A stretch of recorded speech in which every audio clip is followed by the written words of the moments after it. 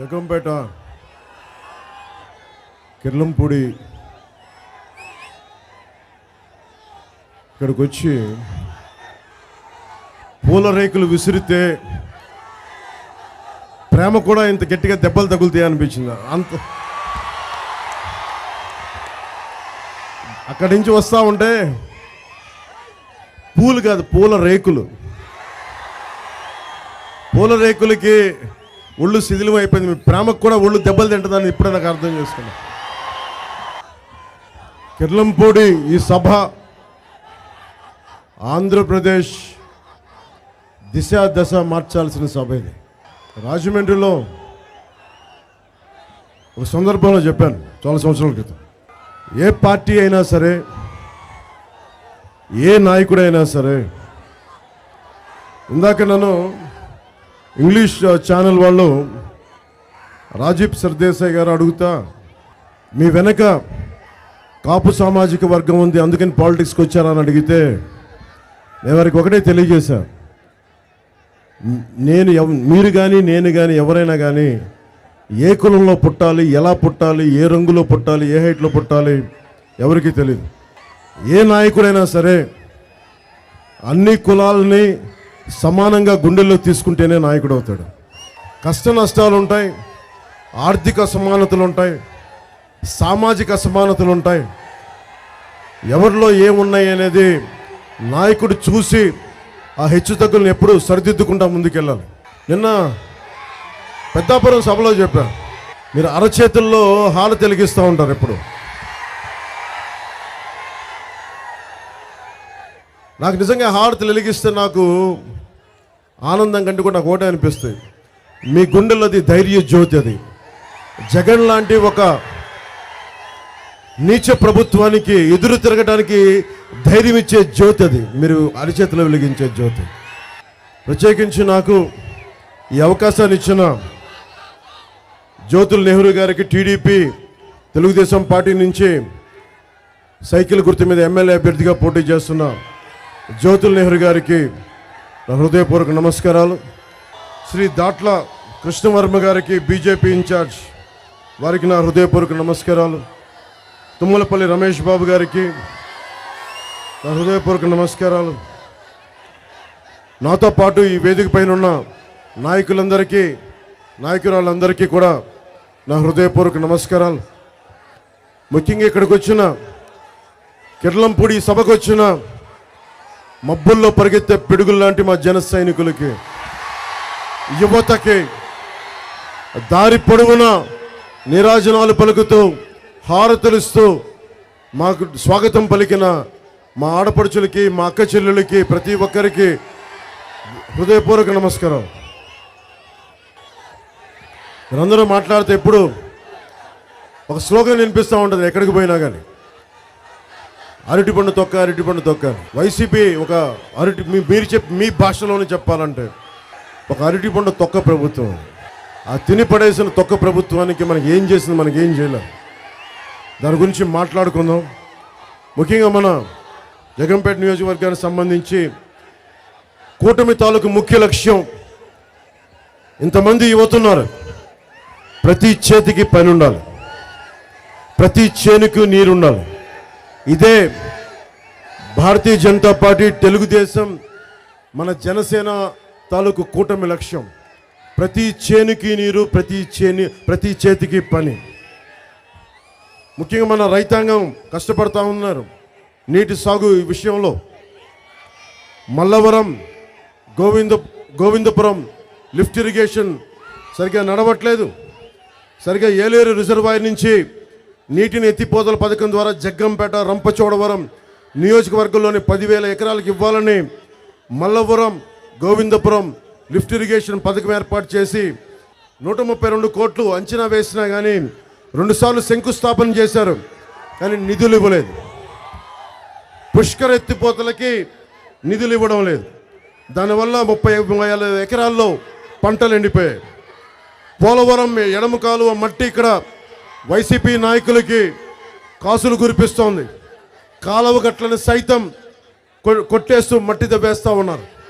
జలవనరుల శాఖ కూడా ఏమీ చేయలేకపోతా ఉంది. ఇలాంటి చాలా ఉన్నాయి నా దృష్టిలో. స్థానిక ఎమ్మెల్యే 100 ఎకరాలు నాయకులు, ఏ మూలకెళ్ళినా వైసీపీ నాయకులు 100 ఎకరాల చెరువులు కబ్జా చేశారు. కిర్లంపూడి మండలం బూరుగుపూడి గ్రామంలో ఉన్న 175 ఎకరాల దుస్లాం చెరువుని వైసీపీ నాయకులు కబ్జా చేశారని తెలియజేస్తూ ఉన్నారు. జలవనరుల శాఖ ఆధ్వర్యంలో దాదాపు 1000 ఎకరాల చెరువులను వైసీపీ నాయకులు కబ్జా చేశారు. కొండ అనేది మిగలకుండా చేశారనేది మనకు తెలియజేస్తూ ఉన్నారు. ప్రతి చోట రోడ్లు, డ్రైన్స్ వేయలేదు. ఇళ్ల స్థలాల పేరు మీద కొన్ని 100 కోట్లు దోపిడీ చేశారు. పుష్కర్ ఎత్తిపోతల పథకానికి నిర్వహణ నిధులు ఇవ్వకపోవడం వల్ల దాదాపు 60,000 ఎకరాలు బీడుగా మారిపోయిన పరిస్థితి. ఇంతమంది యువతున్నారు. మీకు ఫీజు రీఎంబర్స్మెంట్ ఎంతమందికి చేశారు? ఫీజు రీఎంబర్స్మెంట్ ఫీజు రీఎంబర్స్మెంట్ జరిగిందా మీకు? 2014-19 మధ్య 16 లక్షలు, లక్ష కాదు 2 కాదు, 16 లక్షల మందికి ఫీజు రీఎంబర్స్మెంట్ జరిగితే జగన్ ప్రభుత్వంలో 8 లక్షల కంటే తక్కువ మందికి ఫీజు రీఎంబర్స్మెంట్ జరిగింది. ముఖ్యంగా 27 దళిత విద్యార్థులకు సంబంధించి, దళిత సమాజానికి సంబంధించి 27 పథకాలు తీసేశారు. అంబేద్కర్ విదేశీ విద్య 2014-2019లో 4,923 మంది విద్యార్థులు వెళ్ళగలిగితే, అదే పథకానికి జగన్ విదేశీ విద్యా పథకం పెట్టి 116 మంది మాత్రమే వెళ్ళగలిగారు. ఎక్కడ 4,923, ఎక్కడ 116? ఎస్సీ సామాజిక వర్గానికి ఉచిత విద్యుత్ అని చెప్పి మోసం చేశారు. అధికారంలోకి వస్తే ఎస్సీ ఎస్టీలకి నెలకి 200 యూనిట్ల వరకు ఉచిత విద్యుత్ పథకం అమలు చేస్తానని వైఎస్ జగన్ హామీ ఇచ్చి, అధికారంలోకి వచ్చాక ఎస్సీ ఎస్టీ కాలనీలు, తాండాల్లో నివసించే వారికి మాత్రమే ఈ పథకం అని మెలికిపెట్టి, దాంతో 5 లక్షల మంది పేద ఎస్సీ ఎస్టీ కుటుంబాలు ఈ పథకానికి దూరం అయ్యాయి. ఈ షరతు పెట్టడం ద్వారా ఎస్సీ ఎస్టీ సామాజిక వర్గం వాళ్ళ కాలనీలు, వాళ్ళ వాడలు, వాళ్ళ తాండాల్లోనే ఉండాలి తప్ప బయటికి వచ్చి బతికితే మీకు ఏ పథకం వర్తించదని ఒక పెత్తందారి, ఒక అహంకారపు పోకడను చూపించింది. ఈ నియోజకవర్గంలోనే వీరవరం గ్రామంలో చిన్నపాటి బండు నడుపుకునే ఒక ఎస్టీ వ్యక్తి పైన, అతని కొడుకు శివ 15 సంవత్సరాలు 10వ తరగతి విద్యార్థి పైన, ఇప్పుడు ఎమ్మెల్యే అభ్యర్థికి సంబంధించిన వ్యక్తి వాహనంతో ఢీకొట్టి ఇనుపరాడుతో దాడి చేశారు.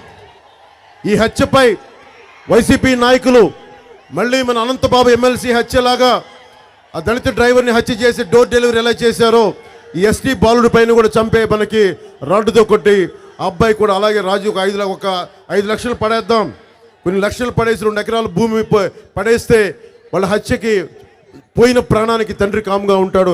అది కూడా సరిగ్గా ఇవ్వని పరిస్థితి. ఒకవైపు జగన్ కులాల మధ్య చిచ్చు పెడతా ఉన్నాడు. మీరందరూ చాలా చాలా జాగ్రత్తగా ఆలోచించుకోవాలి. సమాజం ఒక్క కులం పైన నడవదు. సమాజం ఒక్క కులం మీద నిర్మాణం జరగదు. సమాజానికి చాలా అన్ని కులాలకి బాధ్యత ఉంది. ఒక కులానికి అసమానతలు ఉంటాయి, నేను కాదంటలేదు. కానీ దారి జ్ఞానం ఉన్న నాయకులు మటుకు చాలా జాగ్రత్తగా మాట్లాడాలి. నేను చాలా బాధ్యతగా ఉన్న నాయకుడిని. ఇంతమంది యువత నా పక్కన ఉన్నా కానీ, సమూహం ఉన్నా కానీ, నేను ఎప్పుడు మేము ఆవేశంతో మాట్లాడతాను. కానీ నేను మిమ్మల్ని ఎప్పుడు కూడా ఒక చెడు దారి వైపు నడిపించను, విధ్వంసం వైపు నడిపించను. నేను ఎప్పుడు మీ భవిష్యత్తు బాగుండాలని చెప్పి నిర్మాణాత్మకంగానే మాట్లాడతాను. జ్యోతుల నెహ్రూ గారిని కూటమి అభ్యర్థిగా తెలుగుదేశం పార్టీకి గెలిపించగానే మనం గతంలో శాంక్షన్ అయిన కిర్లంపూడి డిగ్రీ కాలేజ్ని ప్రారంభించలేదు, దాన్ని ముందుకు తీసుకెళ్తాం. ఏలేరు నది పైన ఎస్ తిమ్మాపురం టు కృష్ణవరం బ్రిడ్జిని శాంక్షన్ చేసిన ప్రభుత్వం రద్దు చేసింది, దాన్ని ముందుకు తీసుకెళ్తాం. 132 కోట్ల డబ్బులు శాంక్షన్ చేసి కూడా పథకానికి 50 పనులు చేస్తే జగన్ ఈ ప్రభుత్వం పనిని ఆపేస్తుంది. కిర్లంపూడి గ్రామంలో ఇళ్ల స్థలాల కోసం కోర్టు పెండింగ్లో ఉన్న స్థలం ఎక్విజిషన్ చేసి వైసీపీ నాయకులు కోట్ల రూపాయలతో ఫిల్లింగ్ చేసి కోర్టు పెండింగ్లో ఉన్నందున ఇళ్ల స్థలాలు ఇవ్వలేదు. ఆ ఇళ్ల స్థలాలను ఇప్పించే బాధ్యత కూటమి ప్రభుత్వం తీసుకుంటుంది. పుష్కర్ ఎత్తిపోతల పథకంలో అంతర్భాగమైన తాళ్ళూరు లిఫ్ట్ ఇరిగేషన్ పైపులు పాడైపోయి 3 సంవత్సరాలు అవుతున్నా రిపేర్కి నోచుకుపోవడం వల్ల ఈ సంవత్సరం దాదాపు 30,000 ఎకరాలు నీరు లేక ఎండిపోవడం, నష్టపోయిన రైతాంగానికి కూటమి ప్రభుత్వం రాగానే సాగునీటికి ఇబ్బంది కలగకుండా, తాగునీటికి ఇబ్బంది కలగకుండా ప్రతి రైతుకి, ప్రతి రైతు కూలికి, ప్రతి కౌలు రైతుకి మేము బలంగా నిలబడతాం. దాదాపు కొన్ని వేల మంది రైతులకి, 2,000 మంది పైగా రైతులకి నేను సొంత నిధులు, పార్టీ నిధుల నుంచి దాదాపు ఒక్కొక్క కౌలు రైతుకి ₹1,00,000 నేను నిలబడి ఇచ్చాను. రైతాంగానికి చెప్తా ఉన్నాను, ముఖ్యంగా ఆంధ్రప్రదేశ్ రైతాంగానికి, ప్రస్తుతం ఇక్కడ మనకి ఉమ్మడి తూర్పుగోదావరి జిల్లాలో ఉన్న రైతాంగానికి నేను మాటిస్తున్నాను.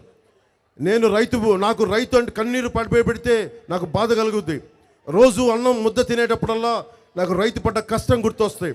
అందుకే కౌలు రైతు వేలాది మంది చనిపోతూ ఉంటే నా వంతు కృషిగా ₹1,00,000 ఇచ్చి నేను ఒకటే చెప్పాను, నా ₹1,00,000 వల్ల ప్రాణాలు తిరిగి రాకపోవచ్చు, కష్టాలు తీరకపోవచ్చు, కానీ నా మనసును ఆవిష్కరింపజేస్తున్నా, నేను మీకోసం ఉన్నానని చెప్పడానికి.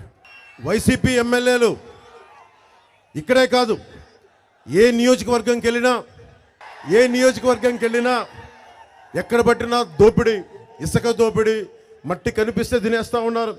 అలాగే రైతు కష్టాల మీద ఎవరన్నా మాట్లాడితే, ముఖ్యంగా ఇక్కడ గండేపల్లి మండలం రామాయపాలెంలో రైతులని, బూతులని తిట్టిన విషయం కూడా నా దృష్టిలో ఉంది.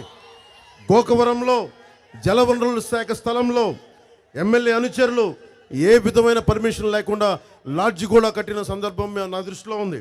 నాకు ఒకటే అనిపిస్తుంది, పేదలు ఇల్లు కట్టుకోవాలంటే పర్మిషన్లు ఉండవు, ఒక యువకుడు వచ్చి ఉపాధి అవకాశాలు, వ్యాపారం పెట్టుకోవాలంటే పర్మిషన్లు ఉండవు, కానీ అడ్డగోలుగా వైసీపీ నాయకులకి పర్మిషన్ లేకుండా లాడ్జీలు కూడా కట్టేసుకునే పరిస్థితి. ఇది మారాలి అంటే కేవలం కూటమి ప్రభుత్వం వస్తే సరిపోదు, మీరు ఓటేస్తే సరిపోదు. యువత భవిష్యత్తు మీది. మీరు ఎగురుతూ ఉన్నారు, దండాలు పెడతా ఉన్నారు, చొక్కాలు తీస్తారు, ఎర్ర జెండాలు, మనకి ఎర్ర తువ్వాళ్ళు ఎగరేస్తారు. ఈ రోజున కూటమి ప్రభుత్వం ఉంది, కూటమి ప్రభుత్వం రాబోతుంది. కానీ మీరు మీ భవిష్యత్తును కనుక మీ చేతుల్లో తీసుకోకపోతే, మీరు ఎమ్మెల్యేలని మీ హక్కుని మీరు తీసుకోకపోతే ఎవ్వరు కూడా మీకు వదిలేసి వెళ్ళిపోతారు. నేను మీకు మాటిస్తున్నాను, నేను ఒక కూలీలాగా పనిచేస్తాను మీకోసం. ఇప్పుడు దాకా చాలామంది నాయకులను చూస్తుంటారు, చాలామంది నాయకుల్ని. నేను ఈ రోజున మీకు మాటిస్తున్నాను, భవిష్యత్తులో కూడా నా అంత కష్టపడే నాయకుడు లేకుండా అహిర్నిశలు మీకోసం కష్టపడతాను. నాకు ఏముంది, ఇందాక జ్యోతుల్ నెహ్రూ గారు చెప్తున్నారు, 2019 నుంచి మొన్న భీమలా నాయక్ రిలీజ్ దాకా నేను నిజంగా సినిమాల్లో ఉండాలంటే బోళ్ళంత డబ్బు, దాదాపు 70 కోట్ల పైన ట్యాక్స్ కట్టాను ఈ 5 సంవత్సరాల్లో. అంత డబ్బు సంపాదించగలను. కానీ నాకు కష్టం ఏమనిపిస్తుందంటే, సినిమాల్లో ఒక మార్పుని తీసుకురావడం ఈజీ, 3 గంటల సినిమాల్లో అన్ని మార్పులు తీసుకురావడం ఈజీ. కానీ నిజ జీవితంలో నిజంగా ఒక మార్పు పట్టుకు రావాలి అంటే నాకు దశాబ్దం పట్టింది. ఇంత మాత్రం మీ ప్రేమను నోచుకోవడానికి, మీ నమ్మకాన్ని నోచుకోవడానికి 2 చోట్ల ఓడగొట్టిన తర్వాత కూడా మీరు నన్ను పరీక్షలు పెట్టారు. నేను అర్థం చేసుకుంటా, నేను నిలబడతా. మీరు ఒక చిన్నపాటి స్కిల్ కావాలి అంటే, ఒక డాక్టర్ కావాలంటే 5 సంవత్సరాలు చదువుకోవాలి, ఒక ఇంజనీరింగ్ కావాలంటే 5 సంవత్సరాలు చదువుకోవాలి, ఏదైనా పోస్ట్ గ్రాడ్యుయేషన్ చేయాలంటే ఇంకొక 2 సంవత్సరాలు చదువుకోవాలి. నాకు తెలుసు, అలాంటిది ఇన్ని కోట్ల మందికి సంబంధించిన భవిష్యత్తుని ఒక పార్టీని నడిపే వ్యక్తిని నేను ఎలా నమ్మాలి? గతం 2008లో పార్టీ ప్రారంభించి మీరు ఆప్ చేసేశారు అన్న భావన నాకు తెలుసు. నేను ఒకటి పని ప్రారంభిస్తే నా కంఠంలో ప్రాణం పోవాలి, కానీ నేను పని అయితే ఆపను. నేను ముఖ్యంగా మనకి జగ్గంపేటలో రవాణా, చిరు వ్యాపారులు, ఫుట్పాత్ వ్యాపారులకి కూటమి ప్రభుత్వం అండగా ఉంటుంది. మీకు మైక్రో ఫైనాన్సింగ్, మీకు డైలీ ఫైనాన్స్లో మీకు ఇబ్బంది కలగకుండా నేను రేపు పొద్దున కూటమి ప్రభుత్వంతో మాట్లాడి, ఈ రోజున మేనిఫెస్టోలో వచ్చేది కాదు 30 తారీఖున నేను మీ గొంతుని పిఠాపురం నుంచి నేను పోటీ చేస్తున్నాను, నా గళాన్ని వినిపిస్తాను. మీ కష్టాలకి, మీ నష్టాలకి రైతు పెట్టే కన్నీరికి, సాగునీరికి, ఉపాధి అవకాశాలకి, యువతకి ఉపాధి అవకాశాలకి, మహిళలకి సంరక్షణకి, మహిళలకి ఉపాధి అవకాశాలకి ఏదైనా సరే నేను మీకు జనసేన పార్టీ అండగా ఉంటుంది. మన తెలుగుదేశం భారతీయ జనతా పార్టీతో కలిసి ఉన్న కూటమి ప్రభుత్వానికి నేను సగటు మనిషి గొంతు జనసేన అసెంబ్లీలో వినిపిస్తాం. అలాగే భవన నిర్మాణ కార్మికులు, నేను మీకు మాటిస్తున్నాను ఇక్కడి నుంచి, ఈ రోజున వైసీపీ ప్రభుత్వానికి మొట్టమొదటిసారిగా గళమెత్తింది భవన నిర్మాణ కార్మికులు. నా దగ్గరకు వచ్చారు, 30-40 మంది దాకా చనిపోయాం. ఇసుక దోపిడీ జరుగుతూ ఉంది, ఇసుక దొరకట్లేదు, మాకు పనులు లేవు, మా ఆకలితో మటమటమట్లాడిపోతున్నాం, అలమటించిపోతున్నాం అంటే నాకు తెలియదు. 2 చోట్ల ఓడిపోయి నేను అసలు జనం వస్తారో లేదో నాకు తెలియదు, నన్ను నమ్మారో లేదో నాకు తెలియదు, తెలియదు. సో 2019 ఆగస్టులో నా భవన నిర్మాణ కార్మికుల కోసం నేను బయటకు వచ్చాను. బయటకు వస్తే వైజాగ్ ఎయిర్పోర్ట్లో ఒకటి చెప్పారు, సార్ ఇంకా దిగద్దు, అప్పుడే మీరు బయటికి రావద్దు, జనం లేరన్నారు. నేను ఒకటే చెప్పా, 50 మంది ఉన్నారని అడిగారు. 50 మంది మన వాళ్ళు ఉన్నారా అని అడిగారు. 50 మంది ఉంటే చాలన్నారు. నాకు సంఖ్యతో బలం సంబంధం లేదు, నాకు గుండె బలంతో ఉన్న పట్టుమని 10 మంది ఉంటే చాలు, నేను నడిపేస్తాను. రోడ్డు మీదకి వెళ్ళి వైజాగ్ సెంటర్లో దిగ్గానే ముందు 1000 మంది ఉన్నారని చెప్పారు, అది 10,000 మంది అయ్యారు. చూస్తుండగా 25,000 మంది అయ్యారు. కొద్దిసేపట్లో 50 లక్షన్నరకు వెళ్ళిపోయింది. ఒక మానవ సునామీ వచ్చింది. అంటే జనసేన నిలబడితే ఎంత నమ్మకం ఉందో ఓడిపోయిన 6 నెలలకే నాకు అర్థం చేశారు. ఆ రోజు అందరూ చెప్పారు, అన్నా మేము తప్పు చేశాం, నీ వెంట నిలబడలేకపోయాం, ఈసారి నిలబడతామంటే నేను ఒకటే చెప్పా, మీరు నిలబడకపోయినా నాకు తెలుసు మీ కష్టాలు. వకీల్ సాబ్లో చెప్పాను, వారు నిలబడకపోయినా నేనైతే నిలబడతాను. అది సినిమా డైలాగ్ కాదు, అది నా గుండె లోతులోంచి వచ్చింది. నేను 2 చోట్ల ఓడిపోయినా ఎందుకు నిలబడి ఉన్నానంటే, నేను లోక్నాయక్ జయప్రకాష్ నారాయణ స్ఫూర్తిగా తీసుకున్న వ్యక్తిని, అలాగే షెగువరాయన స్ఫూర్తిగా తీసుకున్న వ్యక్తిని, ఒక నాని పాల్కీవాలా, ఒక బాబాసాహెబ్ అంబేద్కర్, చాలామంది మహానుభావులు స్ఫూర్తినిస్తే సినిమాల్లోకి రాకముందు నాకు సినిమా గురించి తెలియదు. నాకు మన పెద్దలు ఇక్కడ కిర్లంపూడిలో ఉండే పెద్దలు కూడా అంటూ ఉన్నారు, సినిమా నటులకి ఏం తెలుసని. వారి మీద సంపూర్ణ గౌరవం ఉంది, ఇది కూడా చెప్తున్నాను మీకు. సినిమా నటులకి ఏమి, ఆ సినిమా నటులు మనుషులు కాదా? సినిమా నటులకి ప్రేమ ఉండదా? సినిమా నటులకి సామాజిక బాధ్యత ఉండదా? నేను సినిమాల్లోకి రావాలని అనుకోలా, నాకు కుదిరింది అంతే. కానీ నేను నేర్చుకుంది చిన్నప్పటి నుంచి, స్వామి వివేకానంద మా నాన్న ఒకటే చెప్పాడు, ఇనప కండరాలు, ఉక్కు నరాలు, వజ్రం లాంటి సంకల్పం ఉన్న యువతి దేశానికి కావాలి అంటే మా నాన్న చెప్పిన మాటలు నాకు గుర్తుండిపోయి, నేను స్వామి వివేకానంద కోరుకున్న ఒక యువకుల్లో ఒకడైతే చాలు అన్న ఒక చిన్న సంకల్పం నన్ను ఇక్కడ దాకా పట్టుకొచ్చింది. అది అయ్యానో లేదో కూడా నాకు తెలియదు, అది అవుతానో కూడా లేదు నాకు తెలియదు, కానీ నిలబడగలను, పోరాటం చేయగలను. అలాగే ముఖ్యంగా రవాణా రంగం ఎక్కువ ఉంది జగ్గంపేటలో, చిరు వ్యాపారులు కానీ, ముఖ్యంగా రవాణా రంగం, ఆటో డ్రైవర్స్కి కానీ మీకు 10,000 వాహన మిత్ర పథకం ఇచ్చి మిమ్మల్ని వదిలేస్తున్నారు. రోడ్లు గుంతలు, డబ్బులు ఇవ్వరు, 1000 కోట్లు ట్రాఫిక్కి వాడు జగన్ అనే వ్యక్తి ఇది ఇచ్చాడు, ఒక టార్గెట్ ఇచ్చాడు. రవాణా రంగం నుంచి ఫైన్ లేసి నాకు 1000 కోట్ల రూపాయలు కావాలని. మీ దగ్గర నుంచి మీరు కాకి చొక్కా వేసుకోకపోతే మనకి ఆటో డ్రైవర్లు వాళ్ళ దగ్గర వసూలు చేసి, చిన్నపాటి వైలేషన్ ఉంటే వసూలు చేసి, రోడ్లు వేయకుండా మీకు డబుల్ మెయింటెనెన్స్ అయిపోయి మీ కష్టంలో నుంచే మీకు 10,000 రూపాయలు ఇస్తా ఉన్నాడు. ఇలాంటి పరిస్థితులన్నీ మారుతాయి. చక్కటి రోడ్లు వేయిస్తాం, అన్ని రహదారులని బాగా చేస్తాం, ఒడిదుడుకులు లేని రవాణా వ్యవస్థ, రోడ్లు, అలాగే సాగునీటి సమస్యలు, తాగునీటి సమస్యలు, ఉపాధి అవకాశాలన్నీ కూటమి ప్రభుత్వం తీర్చేలా బాధ్యత తీసుకుంటాం. ముఖ్యంగా మనకి 20 బెడెడ్ హాస్పిటల్ ఉంది, మనకు కావాల్సింది 50 to 100 బెడెడ్ హాస్పిటల్ కావాలి. దానికి primary health care, secondary health care, tertiary health care, ఇవన్నీ బాధ్యత కూటమి ప్రభుత్వం తీసుకుంటుంది. చాలాసార్లు నేను పార్టీ పెట్టినప్పుడు కొత్తల్లో, ఎందుకు మీ వాళ్ళంతా బైకుల సౌండ్తో చంపేస్తూ ఉంటారని నేనేం చెప్పానంటే, అది శక్తి కేంద్రీకృతమై ఉంటుంది యువతలో. శక్తి ఎలా ఉంటుందంటే సల సల సల సల సల కాగుతూ ఉంటుంది. కొండల్ని పిండి చేద్దామనే శక్తి అది. ఉపాధి కల్పించక, స్కిల్ డెవలప్మెంట్ కల్పించక, ఏ పని చేయకపోతే ఏం చేస్తారు? వాళ్ళ బైకులోనే చూపిస్తారు ప్రతాపం అంతా. అందుకని మీకు నేను దగ్గరుండి బాధ్యత తీసుకొని ఆంధ్రప్రదేశ్ యువతకి, మన తెలుగు యువతకి నేను దిశానిర్దేశం నేను చేస్తాను. బాధ్యత గల యువత ఉంటే ఎలా ఉంటుందో 2047లో ప్రధానమంత్రి మోదీ గారు కోరుకుంటున్నారు, సూపర్ పవర్ కావాలి ఇండియా అని. సూపర్ పవర్ కావాలంటే ఎలా అవుద్ది? మన వైసీపీ నాయకులుగా కొండల్ని తొలిచేస్తే అవ్వదు, రోడ్డు పైన కాలువలు వేసిన మట్టిని తోలుకెళ్తే అవ్వదు. మీరు మానవ ఖనిజాలు, మీరు మానవ ఖనిజాలు. మీలో ఉన్న శక్తిని బయటకు తీసుకురావాలి. మీలో ఉన్న ఒక బలమైన స్కిల్ని బయటకు తీసుకురావాలి. లేదంటే మీ కోపం అంతా బైకులు చూపించి వెళ్ళిపోతారు, లేదంటే తువ్వాళ్ళు ఇసిరేస్తారు, దండాలు పెడతారు, హారతులు వెలిగిస్తారు. దానివల్ల నా అహంకారం సాటిస్ఫై అవుద్దేమో నాకు తెలీదు, నాకు అది లేదు. మీరు చొక్కాలు తీసేసి ఇసిరేస్తారు. కానీ మనకు కావాల్సింది మీ భవిష్యత్తు బాగుండి అన్యాయం చేసేవాడి మీద తిరగబడి చొక్కా ఇసిరేసి ఏంట్రా మాట్లాడుతున్నా, అది కదా దమ్ము యువతకి, అది కదా మజా. వైసీపీ నాయకులు అడుగుతూ ఉన్నారు, వైఎస్ జగన్ చెప్తా ఉన్నారు, మీరు ఎలా నిర్మిస్తారు ఇవన్నీ, ఎలా ఇస్తారు ఈ పథకాలంటే, వైఎస్ జగన్కి ఒకటే చెప్తున్నా, కిర్లంపూడి సభ నుంచి భవన నిర్మాణ కార్మికుల సంక్షేమ నిధి నుంచి డబ్బులు ఎక్కడికి వెళ్తున్నాయి మీకు చెప్తున్నా.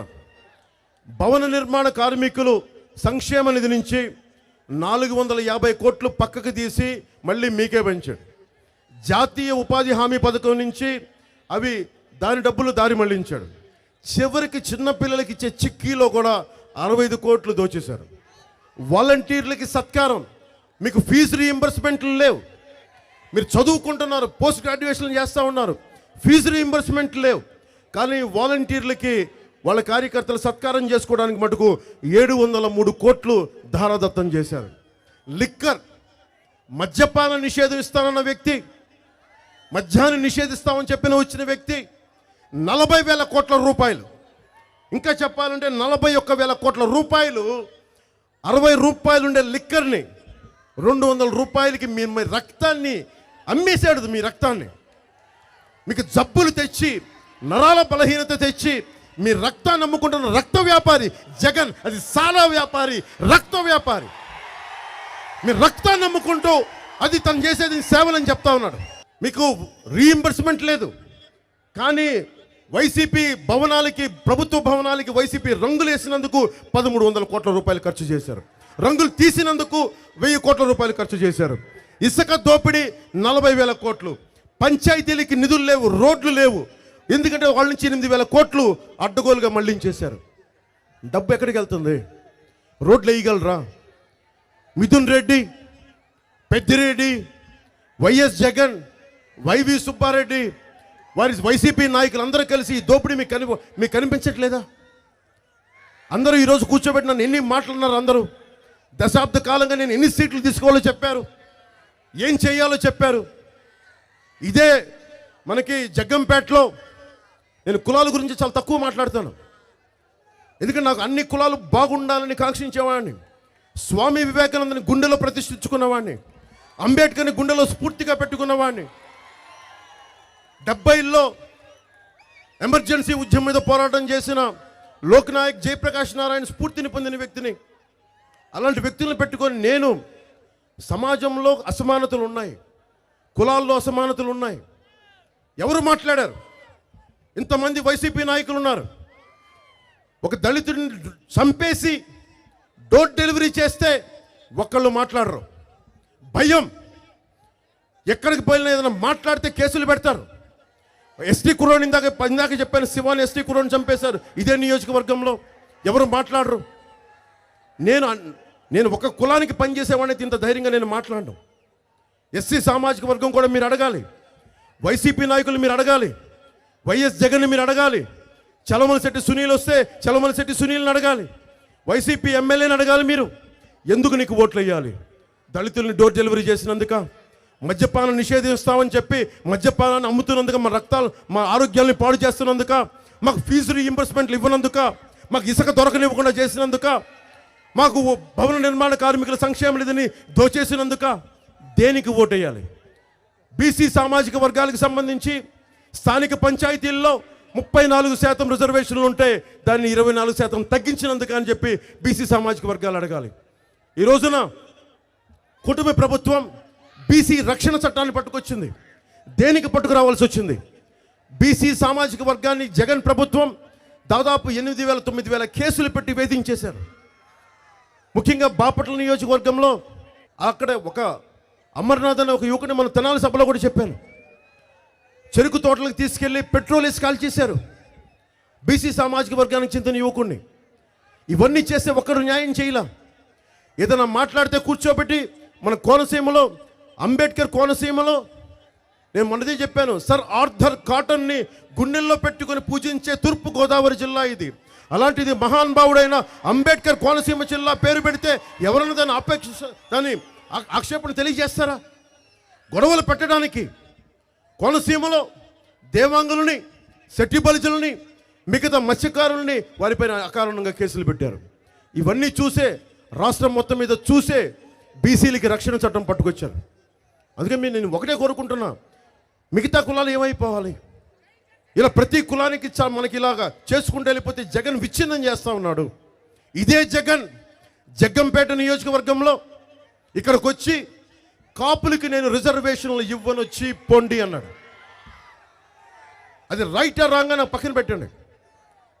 మీరు ఒక మాట మాట్లాడితే అలాంటి ఈ రోజున కాపు సామాజిక వర్గానికి చెందిన ఎమ్మెల్యేలను అడుగుతా ఉన్నా, కాపులకి రిజర్వేషన్లు ఇవ్వని వ్యక్తికి మీరు ఎలా ఆ పార్టీలో కూర్చొని మద్దతు చెప్తారు?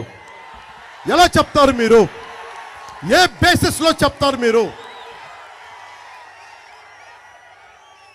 ఎలా చెప్తారు మీరు? సరే, ఇవ్వలేదు, అతని పాలసీ అతనికి ఉంది అనుకుందాం. మరి ఎకనామికల్లీ బ్యాక్వర్డ్ క్లాస్ 5% రిజర్వేషన్ ఎందుకు తీసేశావు? వైసీపీ కాపు సామాజిక వర్గానికి చెందిన ఎమ్మెల్యేలు కానీ, చలమలశెట్టి సునీల్ కానీ ప్రతి ఒక్కరు అడగాలి. మీరు అడగాలి, కాపులు ఎందుకు ఓటేయాలి మీకు? కనీసం రిజర్వేషన్ గురించి పక్కన పెట్టండి. రిజర్వేషన్ ఇవ్వాలని కేంద్ర ప్రభుత్వం పరిధిలో ఉంది. ఇది ఈబీసీ మటుకు రాష్ట్ర పరిధిలో ఉంది. ఓకే, 5% ఇవ్వడానికి కష్టంగా ఉంది. 2%, 1%, 3, 2, 4 కనీసం కాపులు 0.5% కూడా నోచుకోలేరా ఎకనామికలీ బ్యాక్వర్డ్ క్లాస్ రిజర్వేషన్కి? ఆర్థిక పరంగా వెనకబడ్డ కాపులకి మీరు 0.5% కూడా ఇవ్వని ఈ వైసీపీ ప్రభుత్వానికి కాపు సామాజిక వర్గానికి చెందిన ఎమ్మెల్యేలు ఎందుకు ఓట్లు వేయాలి? మీరందరూ వాళ్ళు వస్తే నిలదీయండి వాళ్ళని. మీరు ఎందుకో డేంజర్ ఉంది ఇక్కడ ప్రభుత్వాల దగ్గర. పట్టాదారు పుస్తకాల్లో మీ తాతలు కష్టపడింది, మీ పిత్రార్జితం ఇది, మీ పెద్దలు కష్టపడింది, అన్ని కులాలకు సంబంధించింది ఇది. మీకు 1/2 ఎకరం భూమి ఉందా, చిన్నపాటి ఒక ఇంటి మనకి స్థలం ఉన్నా కానీ వైసీపీ ప్రభుత్వం వచ్చి ఇప్పుడు కొత్తగా ఎలక్షన్ సమయంలో 4 రోజులకి మొత్తం డిస్క్లైజ్ చేసేసింది. స్టాంప్ పేపర్లు కూడా ఉండవంట. మీరు కూర్చోబెట్టి మొత్తం డిస్క్లైజ్ చేసేసింది. మీరు కూర్చోబెట్టి ఇదివరకు దున్నేవాడితే భూమి అనేవాడు, మాట్లాడితే క్లాస్ వార్ అని మాట్లాడే జగన్ దున్నేవాడితే భూమి అనేవాడు. ఇప్పుడు మీరు దున్నని భూమి రేపు పొద్దున మీరు వైసీపీకి ఓటేస్తే, వైసీపీకి కనుక మీరు ఎవరన్నా ఓటు వేస్తే దున్నని భూమి వైసీపీది జగన్ది అయిపోతుంది. మీరు ఉండని ఇల్లు వైసీపీకి వెళ్ళిపోతుంది. ఇది గుర్తుపెట్టుకోండి. దున్నని భూమి వైసీపీకి వెళ్ళిపోతుంది. ఇది జీవో. ఈ రోజు మొత్తం 4 రోజులు వచ్చింది జీవో. వాళ్ళు మన హక్కు ఇది. జగన్ తాత ముళ్ళ ఇది, జగన్ తాత సొమ్మ ఇది. ఎవరిది సొమ్ము? ఎవరిది నేల? ఎవరిది నేల? మనదా జగందా? ఎవరిది నేల? మనదా జగందా? ఎవరికి హక్కు ఉంది? రాజ్యాంగం అందరికీ కల్పించిన హక్కు ఇది. రాజ్యాంగం అందరికీ కల్పించింది. జగన్ ఇవ్వాల పథకాలు కానీ, సంక్షేమ పథకాలు కానీ ఇది రాష్ట్ర ఆదేశక సూత్రాల్లో, స్టేట్ డైరెక్టివ్ ప్రిన్సిపల్స్లో అది ఇవ్వబడింది మనకి. అంబేద్కర్ రథసారథిగా ఉన్న రాజ్యాంగంలో స్టేట్ డైరెక్టివ్ ప్రిన్సిపల్స్లో ఉంది. ఈ సంక్షేమ పథకాలు అందులో రాసుంది. జగన్ కొత్తగా కనిపెట్టినవి కాదు ఇవి. దామోదరం సంజయ్ గారు ఓల్డేజ్ పెన్షన్ ఆయన ప్రారంభించారు. ఇది జగన్ మీరు నమ్మకండి. రేపు వస్తే దున్నని భూమి, మీ దున్నని భూమి జగన్ అయిపోద్ది.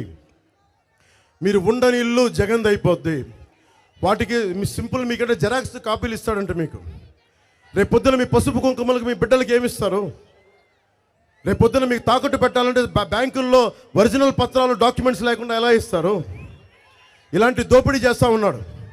వైసీపీ మద్దతుదారులు కూడా చెప్తున్నాను, మీరు గుడ్డిగా మనకు జగన్ వెళ్ళారా ఈసారి మీరు మొత్తం సమూలంగా మీ ఆస్తులను కూడా తాకట్టు పెట్టేస్తాడు. ఇది దయచేసి గుర్తుపెట్టుకోండి. ఏం చేశారు ఈ నేలని? పని చేసే అవకాశాలు తీసేసి మనకి అందరికీ గాంజాయి అలవాటు చేశాడు. ఇళ్లల్లో దీపాలు ఆర్పేశాడు. మద్యపానంతో తాళిపొట్లు తెంపేశాడు. లక్షల లీటర్ల మద్యం మన పిఠాపురంలో కూడా చూశారు. 1,20,27,00,000 మద్యం దొరికింది పిఠాపురంలో. ఏరులై పారుతా ఉంది మద్యం. ఎన్ని కోట్లు, ఎన్ని వందల కోట్లు మీరు ఆలోచించుకోండి. ఏరులై పారుతా ఉంది. అలాగే కన్నీరు పారుతా ఉంది ఈ దేశంలో. గోదావరి నది ఎలా ప్రవహిస్తుందో ఆడవాళ్ళు కన్నీళ్లు, కష్టాలు అలా ప్రవహిస్తున్నాయి. కన్నీళ్ళు ఆ రూపంలో వెళ్తూ ఉన్నాయి. అందుకే ఆడబిడ్డలకి కన్నీరు తుడిచే కూటమి ప్రభుత్వం వస్తూ ఉంది. మీరు అండగా నిలబడమని కోరుకుంటా ఉన్నా. ఇందాక దారిలో వస్తూ ఉంటే పోలీస్ శాఖ నాతో మాట్లాడుతూ ఉన్నారు. దాదాపు సరెండర్ లీవ్స్ కింద, టీఏల కింద, డిఏల కింద ఈ ప్రభుత్వం 750 కోట్లు ఇంకా పోలీస్ కుటుంబాలకి ఇవ్వాలి. వీళ్ళ చేత ఊడిగం చేయించుకుంటారు. రాత్రి పగలు తోమేస్తారు. వారాంతపు సెలవులు ఉండవు. నాకు తెలుసు మా నాన్న ఎంత కష్టపడేవాడు. ఉద్యోగ కొడుకుని నాకు తెలుసు మా నాన్న కష్టం. అందుకే అర్థం చేసుకోగలను. ఉద్యోగులకు కూడా నేను హామీ ఇస్తున్నాను. చంద్రబాబు గారికి కూడా చెప్పాను, కాంట్రిబ్యూటరీ పెన్షన్ స్కీమ్ని అసెంబ్లీలోకి అడుగు పెట్టగానే సంవత్సరం లోపు కాలంలో పరిష్కారం కనుక్కొని దానికి కాంట్రిబ్యూటరీ పెన్షన్ స్కీమ్ని ఎలా రివైవ్ చేయాలి, దానికి నిజంగా భద్రత ఎలా కల్పించాలనే దాని మీద నేను చంద్రబాబు గారితో మాట్లాడాను. అది కూడా రేపు పొద్దున మీకు మేనిఫెస్టోలో ఉంటుంది. అలాగే హోంగార్డ్స్ కూడా ఈ రోజుకి శాలరీలు అందలేదు. హోంగార్డ్స్కి మేము మాటిస్తున్నాం, నేను మీ కష్టాలు మీకు అండుగా ఉంటాం. కానీ ఈరోజు కూర్చోబెట్టి మీ ఓటుని కూడా మీరు ఆలోచించి ఓటేయండి. పోలీస్ శాఖ కానీ, హోంగార్డ్స్ కానీ. అలాగే యువతకి మీ అందరికి అడుగుతారు, మీరు ఏ కులం అని అడుగుతారు. మీరు ఏం నేర్చుకోవాలి? చంద్రబాబు గారికి ఒకటే చెప్పా, కుల గణాంకాలు తీసేస్తాం. మీరు ఎస్సీనా, ఎస్టీనా, ఎస్సీలో ఏ ఉపకులం, ఎస్టీలో ఏ ఉపకులం, కాపులైతే మీరు ఏది, ఏ వర్గం, ఏ తెగలు, ఒంటర్ల, బలిజిల్లా, తెలగాల ఏదని అడుగుతారు. కానీ మీరు ముస్లింలు అయితే ఏ తెగ, దూదేకుల ఇలా అడుగుతారు. నేను అడుగుతుంది యువతను అడగాల్సింది, యువతి యువకులను అడగాల్సింది, వచ్చే తరాన్ని అడగాల్సింది. నీకేముంది స్కిల్? నువ్వు ఏం నేర్చుకోవాలనుంది? నీకు ఏం అవ్వాలనుంది? నీకు బిజినెస్ నేర్చుకోవాలనుందా? డబ్బులు సంపాదించాలనుందా? లేదంటే ఏదైనా పర్టికులర్ స్కిల్ కావాలా? ఇది ఎవడు అడుగుతాడు? 2047 కావాల్సింది ఈ ప్రశ్నలు కావాలి. ఒక దశాబ్దం కష్టపడితే తప్ప 2047కి దీనికి ఒక పరిష్కార మార్గం దొరకదు.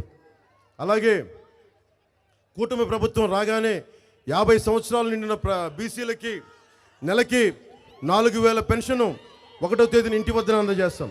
స్కూల్కి వెళ్ళే ప్రతి విద్యార్థికి సంవత్సరానికి 15,000.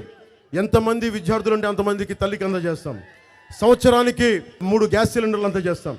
ప్రతి రైతుకి సంవత్సరానికి 20,000 రూపాయల ఆర్థిక సహాయం చేస్తాం. ప్రతి మహిళకి నెలకి 1,500 అందజేస్తాం. మహిళలకు ఉచితంగా ఆటో డ్రైవర్లకు ఇబ్బంది కలగకుండా బస్సులో ప్రయాణం చేసే సౌకర్యం కల్పిస్తాం. పేదల కడుపు నింపడానికి అన్నా క్యాంటీన్లే కాకుండా మనకి తూర్పుగోదావరి జిల్లా అమ్మ సీతమ్మ మాకు అన్నం కావాలంటే లంక గ్రామాల నుంచి వస్తే అవి అర్ధరాత్రి పూట అపరాత్రి లేకుండా వండి పెట్టే డొక్కా సీతమ్మ క్యాంటీన్లను ప్రారంభిస్తాం. స్థానిక సంస్థల్లో ఎన్నికల్లో బీసీలకి 34% రిజర్వేషన్ కల్పిస్తాం. బీసీ, ఎస్సీ, ఎస్టీ, మైనారిటీ నిధుల్ని వారికే ఖర్చు చేస్తాం. ఎట్టి పరిస్థితుల్లో నిధుల్ని దారి మళ్లించకుండా బాధ్యత వహిస్తాం. చేతి వృత్తుల్ని, కుల వృత్తుల్ని పరిరక్షించడమే కూటమి తథ్యం. కూటమి అధికారంలోకి వచ్చిన వెంటనే మెగా డిఎస్సి విడుదల చేయిస్తాం. ప్రతి సంవత్సరం తప్పకుండా జాబ్ క్యాలెండర్ని విడుదల చేయిస్తాం. పరిశ్రమలు రావాలి, పెట్టుబడులు రావాలి. ఇవన్నీ రావాలి అంటే చాలా బలమైన నాయకత్వం కావాలి. చాలా బలమైన నాయకత్వం కావాలి. దోచుకునే నాయకత్వం కాదు, అవినీతిని ఆపే నాయకత్వం కావాలి. మనకి రాజంపేట నియోజకవర్గం రాయలసీమ నుంచి ఉమ్మడి రాష్ట్రానికి 3.5 సంవత్సరాలు ముఖ్యమంత్రిగా చేసిన భారతీయ జనతా పార్టీ అభ్యర్థిగా పోటీ చేస్తున్న రాజంపేట కిరణ్ కుమార్ రెడ్డి గారు, ఆయన ఉన్నారు కూటమిలో. దాదాపు 14 సంవత్సరాలు ముఖ్యమంత్రిగా ఉన్న చంద్రబాబు గారు ఉన్నారు. దశాబ్ద కాలంగా ఓడిపోయిన నిలబడ్డ నేనున్నాను. ఒక్కళ్ళం కాదు, ఇద్దరం కాదు, ముగ్గురు ఉన్నాం. మా ముగ్గురి పైన ఢిల్లీలో నరేంద్ర మోదీ గారు ఉన్నారు. మేమందరం కూర్చొని పని చేస్తాం. నాకు అవసరం లేదు. ఒక ఇంపాసిబుల్ అలయన్స్ ఇది, అందరూ సాధించలేని కూటమి ఇది. నేను దగ్గరుండి మాట్లాడాను, జాతీయ స్థాయి నాయకులతో మాట్లాడా. రాష్ట్ర విభజన జరిగినప్పటి నుంచి ఆంధ్రప్రదేశ్ నలిగిపోతూ ఉంది, యువత పారిపోతూ ఉన్నారు, వలసలు వెళ్ళిపోతున్నారు. 2 చేతులు పట్టుకొని మోడీ గారిని ఇదే అడిగాను, మాకు ఒక అలయన్స్ని ఇవ్వండి.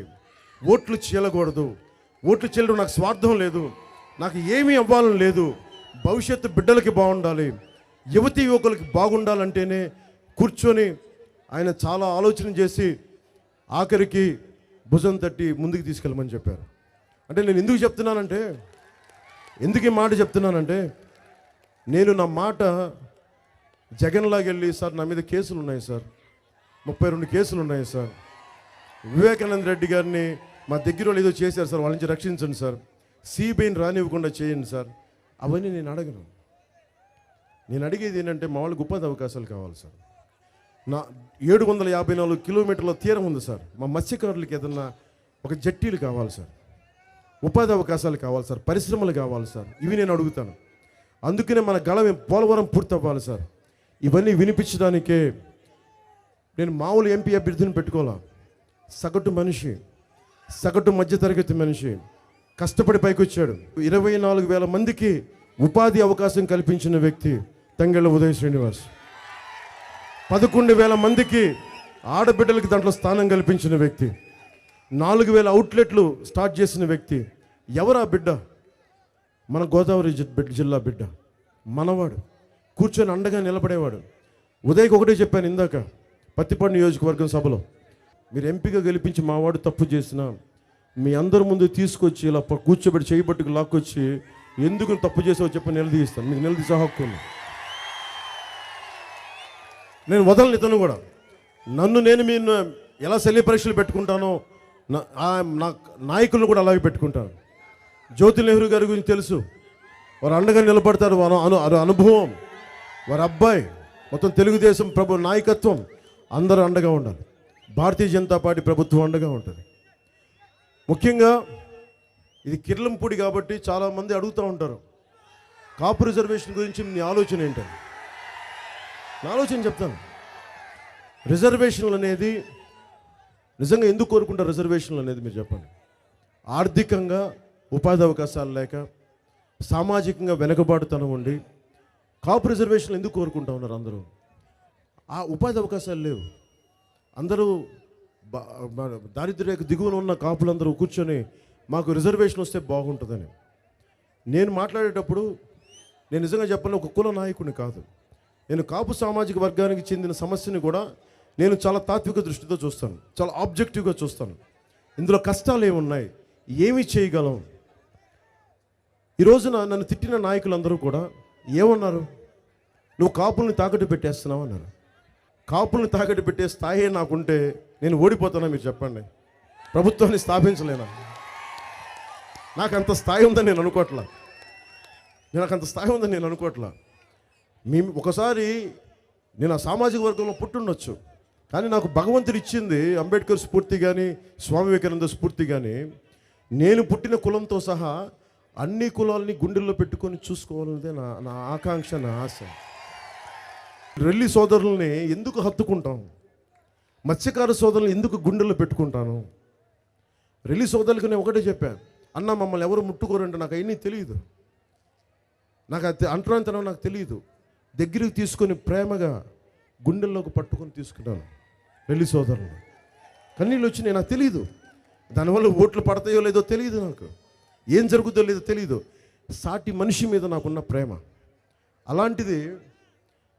కాపు రిజర్వేషన్ల సమయంలో 2014లో మనకి తుని సంఘటన జరిగినప్పుడు, జరగక ముందు నాకు చాలామంది ఇన్ఫర్మేషన్ ఇచ్చారు. రైల్లో దుర్ఘటనలు జరగబోతున్నాయి, రైలుని కాల్ చేయడానికి ఉన్నారని అందరికీ తెలుసు.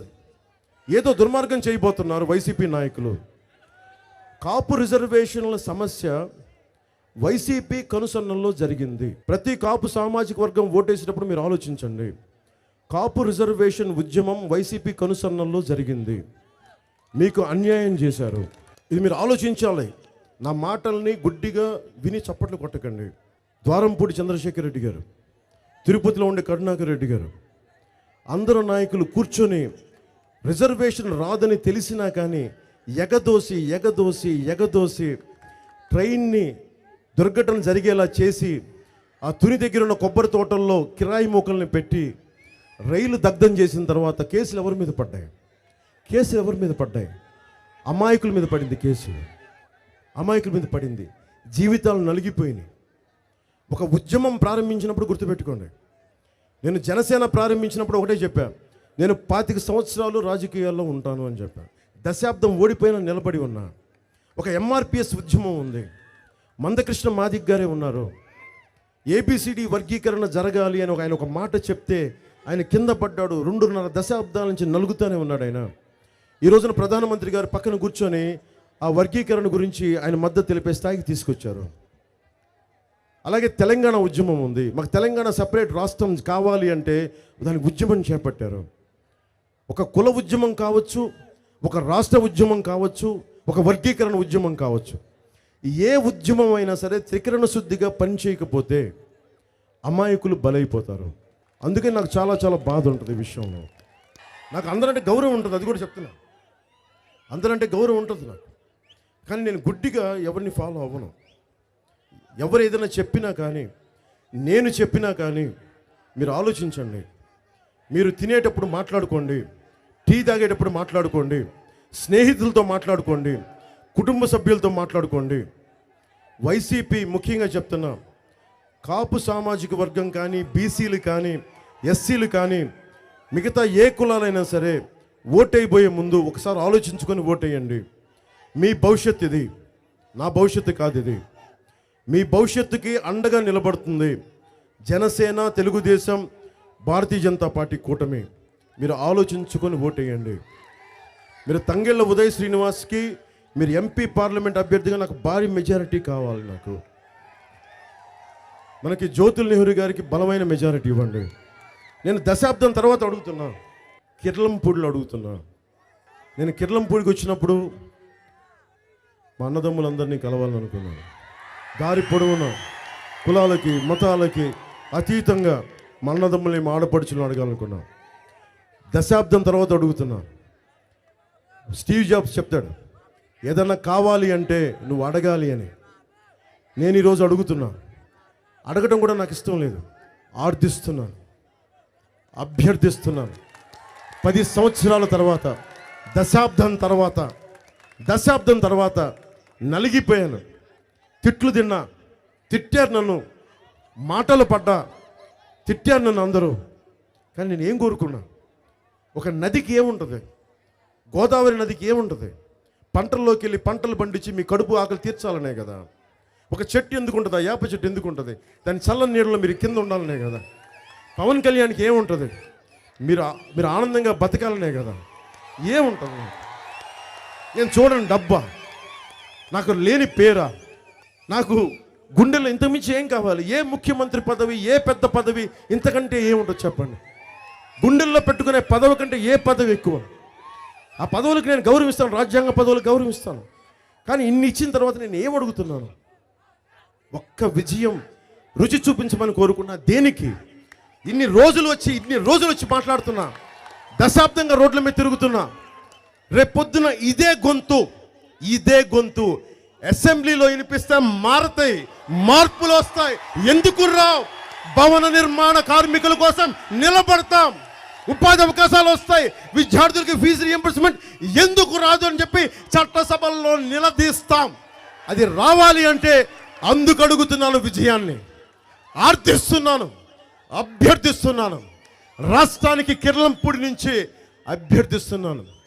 జనసేనకి, భారతీయ జనతా పార్టీకి, టీడీపీ కూటమిని గెలిపించమని 2 చేతులతోటి అభ్యర్థిస్తున్నాను. బలం ఎలా ఉంటుందో మీకు తెలీదు. గెలుపు బలం. మీరు అభిమానించిన వాడు అసెంబ్లీలో కూర్చొని, మీరు అభిమానించిన వాడు పార్టీ అభ్యర్థి పార్లమెంటుకి వెళ్ళి కూర్చొని గంటా పదంగా వాగ్దాటితో మాట్లాడితే ఎలా ఉంటుందో రుచి చూడండి. అది మీకు చూపిస్తాను, అది ఎలా ఉంటుందో. నన్ను నమ్మండి. నేను ఈరోజు హక్కు సాధించుకున్నాను. నేను దశాబ్దం తర్వాత దెబ్బలు తిని మీ అందరం మన్ననలు పొంది ఈరోజు అడుగుతున్నాం. జనసేనకి 21 అభ్యర్థులను ఇప్పుడు నిలబెట్టాం. 2 పార్లమెంట్ అభ్యర్థులు నిలబెట్టాం. భారీ మెజారిటీతో గెలిపించండి. భారీ మెజారిటీతో. భారతీయ జనతా పార్టీ అభ్యర్థులు 10 మంది ఉన్నారు. వారిని బలమైన మెజారిటీతో గెలిపించండి. టీడీపీకి ఎంతమంది అభ్యర్థులు ఉన్నారో వారికి జనసేన మద్దతుదారులంతా అండగా నిలబడండి. టీడీపీ వచ్చిందంటే అది జనసేన ప్రభుత్వమే, గుర్తుపెట్టుకోండి. కేంద్రంలో భారతీయ జనతా పార్టీ వచ్చిందంటే నరేంద్ర మోదీ గారికి జనసేన ప్రభుత్వం అవుతుంది. ఇది మన ప్రభుత్వం. ఇది 175 స్థానాల్లో తెలుగుదేశం, 170 స్థానాల్లో బీజేపీ, 170 స్థానాల్లో జనసేన ఉంటేనే కదా మనకి బలం. ఏ రౌడీ వస్తాడు, ఏ ద్వారంపూడి చంద్రశేఖర్ రెడ్డి అడ్డం వస్తాడు నేను చూస్తాను, ఏ మిథున్ రెడ్డి అడ్డం వస్తాడో నేను చూస్తాను, ఏ వైవి సుబ్బారెడ్డి గారు అడ్డం వస్తాడో నేను చూస్తాను. వీళ్ళందరూ ఏమనుకుంటారంటే కూర్చోబెట్టి 40 మంది ఎర్రచందనం స్మగ్లర్లు పంపించారంట పిఠాపురంకి. వాళ్ళ సంగతి నా సంగతి వాళ్ళకి తెలియదు. నేను తెగించిన వాడిని, ప్రాణాలకు అస్సలు లెక్కలేదు నాకు. అందుకు చాలా పద్ధతిగా మాట్లాడతా, చాలా మర్యాదగా మాట్లాడతా. గొడవ పెట్టుకున్నావా నువ్వో నేను ఎవడో ఒకటే మిగలాలి, అది నేనే మిగులుతా, గుర్తుపెట్టుకోండి. గొడవ పెట్టుకోని నేను సామాన్యంగా, గొడవ పెట్టుకున్నావా నాతోటి నేను ఒక్కనే మిగులుతా, గుర్తుపెట్టుకోండి. అదే చెప్పాను వాళ్ళకి. అందుకని మనస్ఫూర్తిగా మీ భవిష్యత్తు కోసం పనిచేస్తున్న వచ్చిన ఈ కూటమికి విజయం, అఖండ విజయం ఇవ్వాలని, మీ ఆశీస్సులు కావాలని నేను కోరుకుంటూ నాకు అపూర్వమైన అవకాశాన్ని ఇచ్చిన మీ అందరి కిర్లంపూడి మనకి జగ్గంపేట నియోజకవర్గ ప్రజలందరికీ మనస్ఫూర్తిగా ధన్యవాదాలు తెలుపుకుంటూ, నాన్నదమ్ములకి, ఆడపడుచులకి, అక్క చెల్లెలకి, పెద్దలకి, ప్రతి ఒక్కరికి పేరు పేరున ధన్యవాదాలు తెలుపుకుంటూ సెలవు తీసుకుంటున్నాను. జై టీడీపీ, జై బీజేపీ, జై జై జనసేన.